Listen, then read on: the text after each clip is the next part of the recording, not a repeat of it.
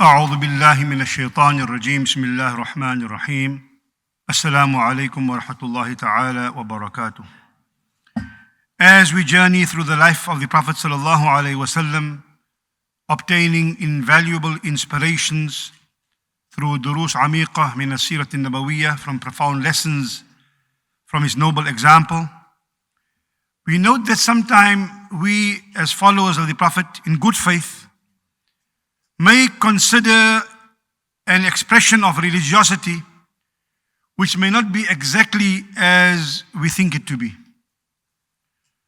Sometimes we know a part of the puzzle, but not necessarily the whole picture.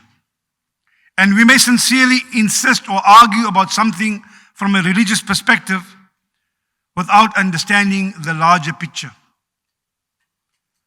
An example of this is the sphere of lengthening the prayer, for example, in congregation like Fard Salah. I don't mean Taraweeh or Tahajjud, because you understand an entire juz is recited, or Tahajjud you come specifically for lengthened prayer.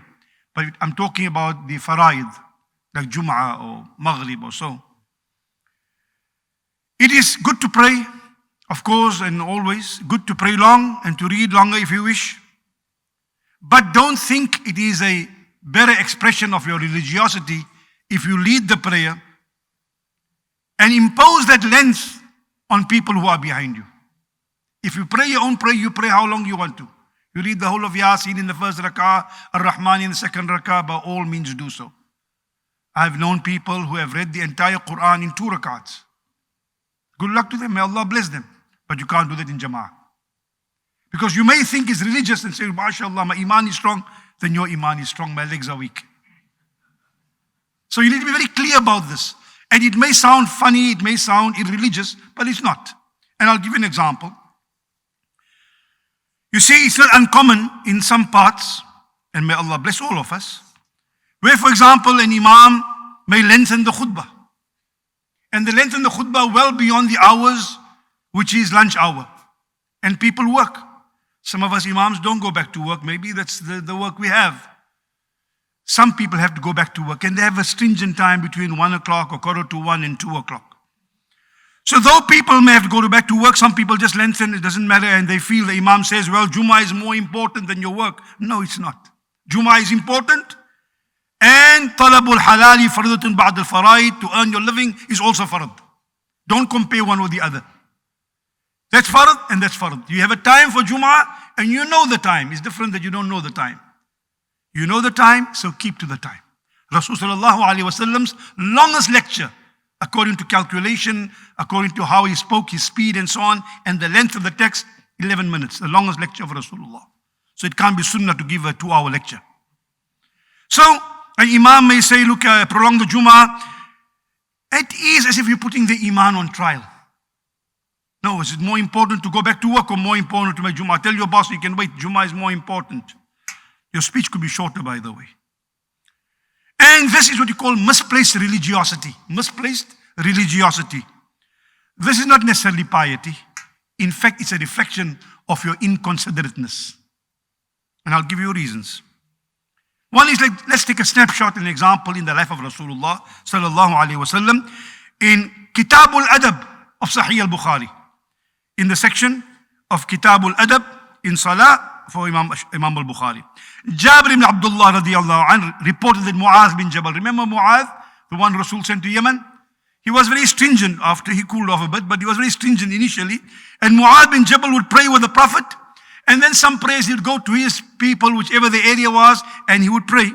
So once he was leading the prayer and he read Surah al-Baqarah, much of it. فتجوز رجلا فصلى صلاة خفيفة فبلغ ذلك معاذ فقال إنه منافق. So this person said, no, praise too long. Too long. So he broke off the prayer and he went on his own and he prayed and he went because he had to do some work. So when Mu'adh bin Jabal heard about this, he said, the man has become a munafiq. How can he break the prayer and pray on his own?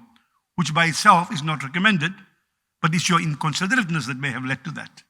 So this man left the prayer, offered his prayer separately. It's called a munafiq.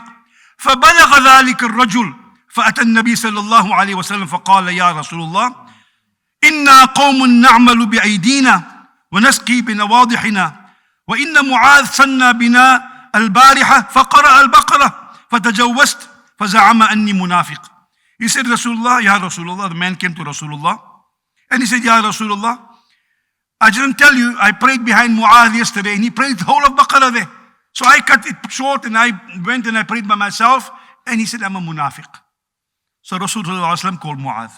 فقال النبي صلى الله عليه وسلم يا معاذ أفتان أنت أفتان أنت أفتان أنت.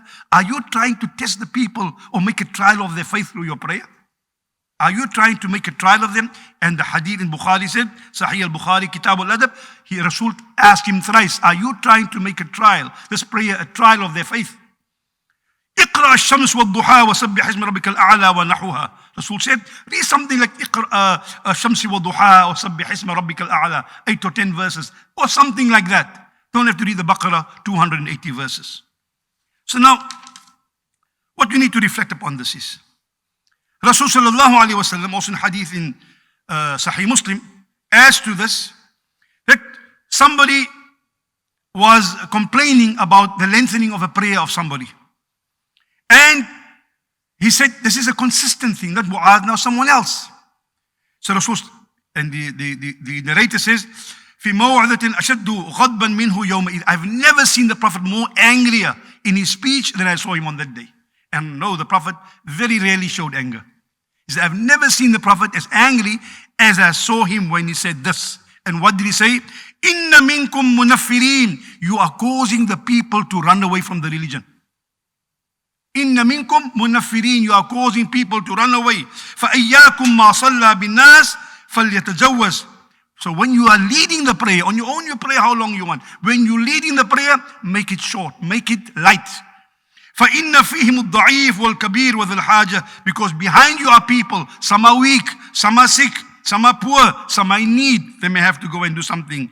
And the Rasul sallallahu alayhi wa sallam himself, in a hadith documented in Sahih al-Bukhari, said, إِنِّي لَأَدْخُلُ فِي الصَّلَاةِ. When I enter the prayer sometimes, فَأُرِيدُ إِطَالَتَهَا. I want to read a long piece. I want to read a long piece. Rasul want to read a long piece. فَأَسْمَعُ بُكَاءَ الصَّبِي. Then I hear a child crying in the jama'ah. فَأَسْمَعُ بُكَاءُ الصَّبِي. Then فَأَتَجَوَّزْ مِمَّا أَعْلَمُ مِنْ شِدَّةِ وَجَدِ أُمِّهِ مِنْ بُكَائِهِ. Then I shorten my prayer just there because I know the difficulty and the stress the mother goes through when the child cries.